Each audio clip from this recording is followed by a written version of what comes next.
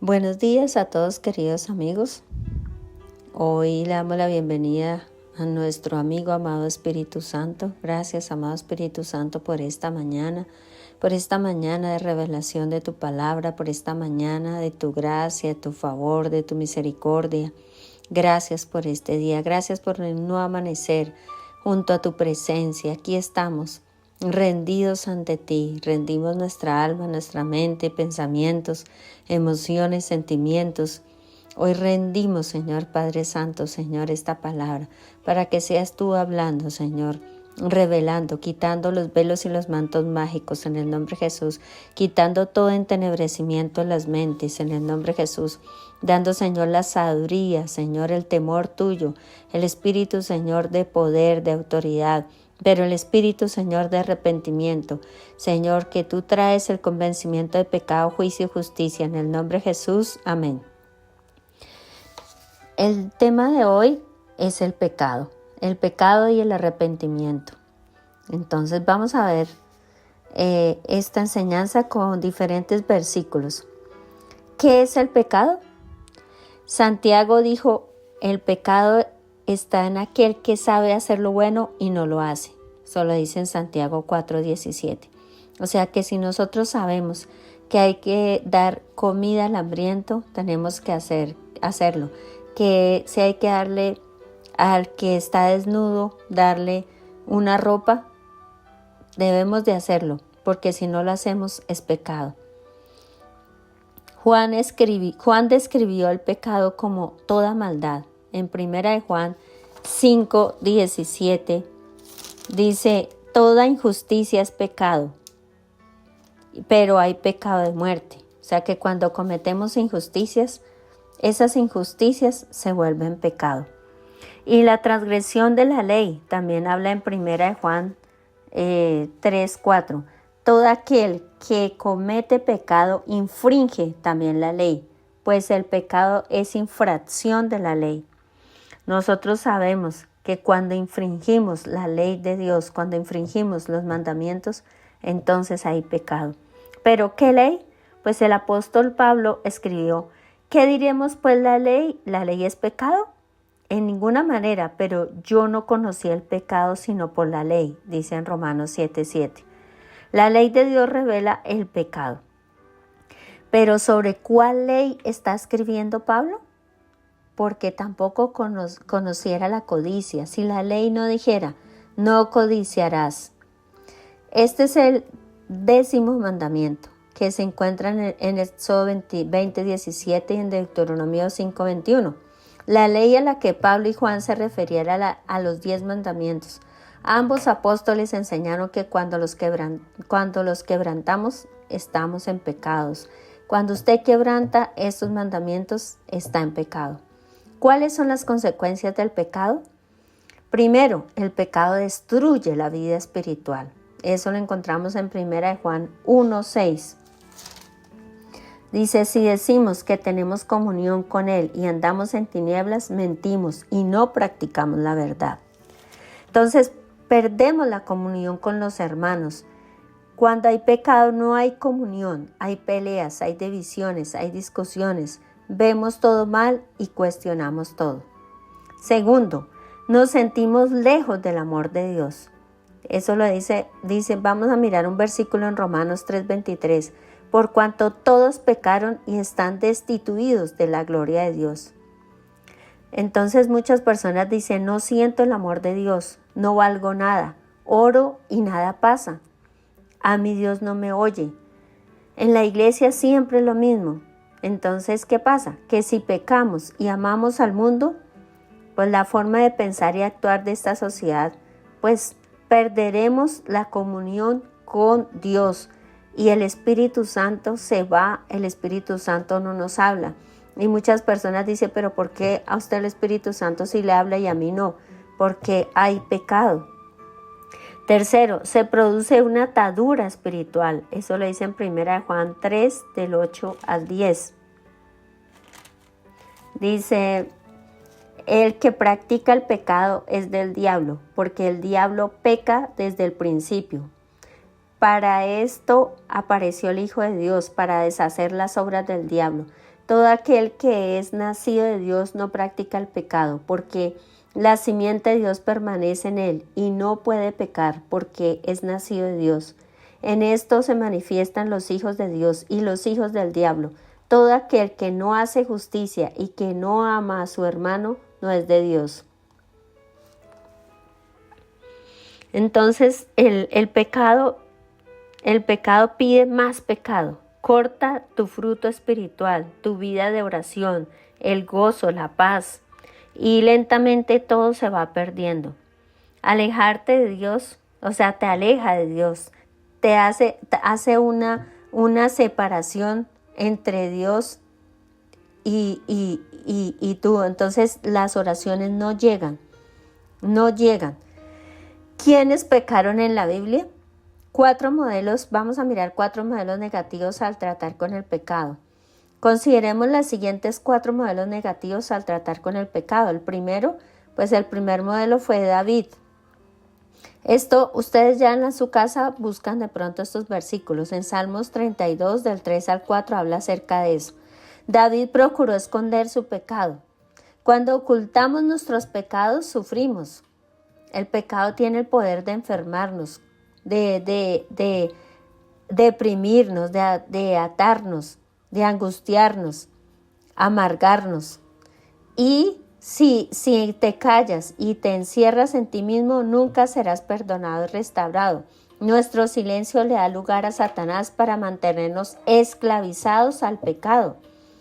Ya el Señor Jesús murió en la cruz y nos hizo libres de ese pecado.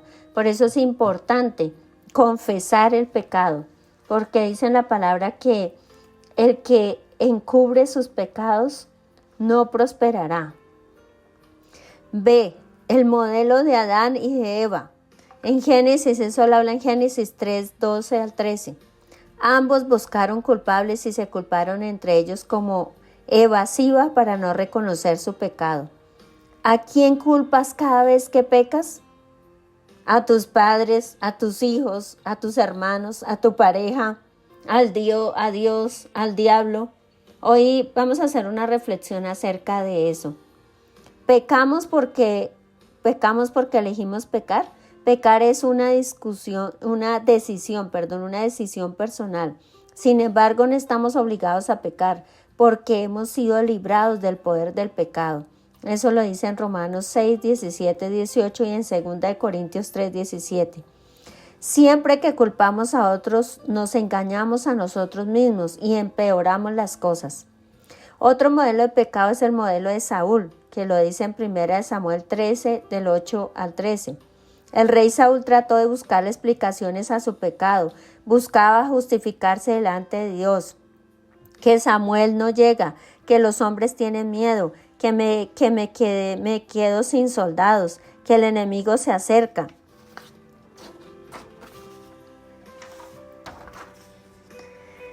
¿Cuál sería la solución para dejar de pecar? Solo existe una solución, el modelo de Dios. ¿Qué necesitamos hacer según Proverbios 28, 13? Ahí la palabra es clara. Si vamos a la palabra en Proverbios 28, 13.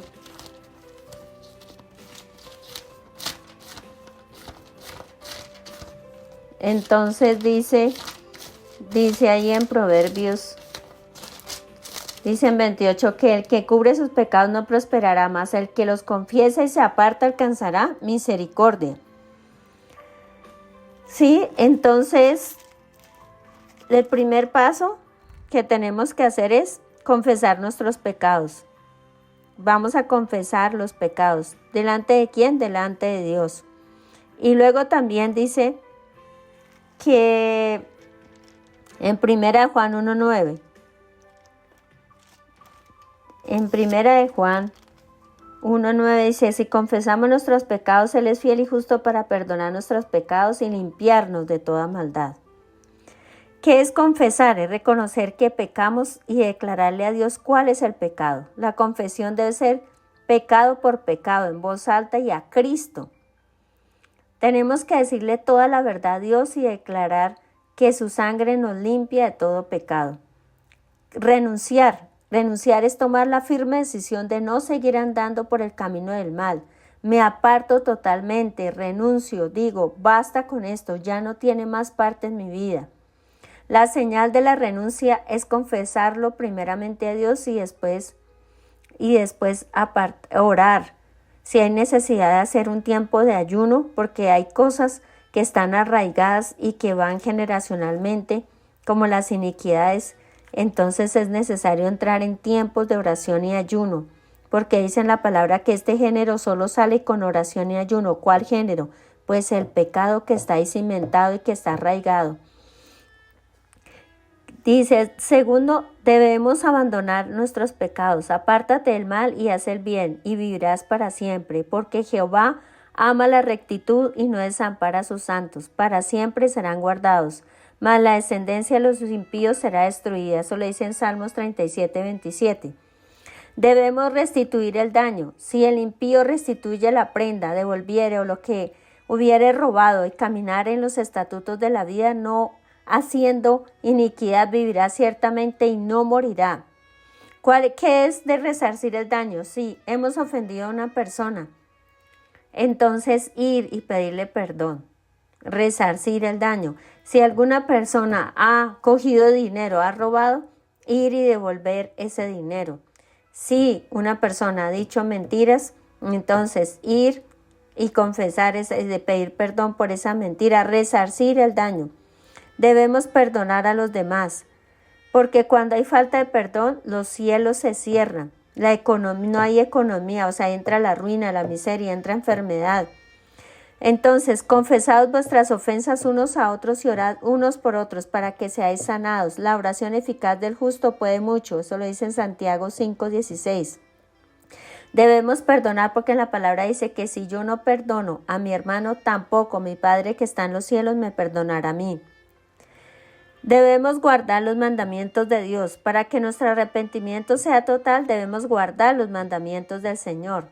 ¿Cuáles mandamientos? Los que dicen Deuteronomio 5, del 7 al 21. Si me amáis, guardad mis mandamientos. Eso lo dice en Juan 14:15. Entonces, es importante que haya arrepentimiento. ¿Pero qué es el arrepentimiento? En la Biblia la palabra arrepentirse significa cambiar tu mente. La Biblia también nos dice que el verdadero arrepentimiento tendrá como resultado un cambio de conducta. Eso lo dice en Lucas 3:8 y en Hechos 3:19. En Hechos 26:20 declara, sino que anuncie que se arrepientan y se conviertan a Dios haciendo obras dignas de arrepentimiento. La total definición bíblica del arrepentimiento es cambiar de mentalidad. Lo mismo que resulta en un cambio de acciones y actitudes. No es llorar, o sea, no es que yo oro, digo, sí, Señor, renuncio a este pecado, pero vuelvo y sigo. No. Entonces, es verdaderamente cortar con eso, cortar con ese pecado para que se pudra de raíz. Señor, hoy te damos gracias por esta palabra. Y te pedimos perdón, Señor, por todo pecado. Perdón, Señor, por toda injusticia. Perdón porque sabiendo hacer lo bueno, Señor, y no lo hacemos. Perdón por no hacer lo bueno, por no cumplir tus mandamientos.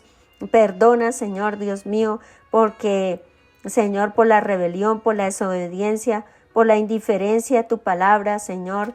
Hoy, Señor, te pedimos misericordia, Señor. Perdona todo mal pensamiento, toda mala palabra, toda mala actitud, todo pecado, Señor, oculto, Señor, Dios mío. Ayúdanos, Señor, a confesar los pecados, Señor, y a ir también a pedir perdón a los demás cuando los hemos ofendido. Danos, Señor, un corazón humilde, un corazón perdonador, un corazón sencillo, obediente a tu palabra. Ayúdanos, Señor, a obedecer esta palabra, Señor.